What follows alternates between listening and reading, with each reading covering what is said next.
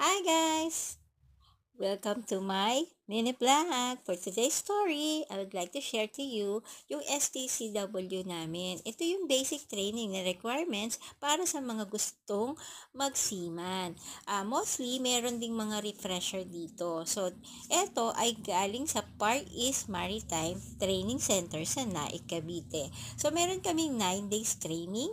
So, yung 8 days namin is more on face-to-face and lecture and then discussion regarding sa mga procedure at mga safetyness para sa mga aspiring na seafarer.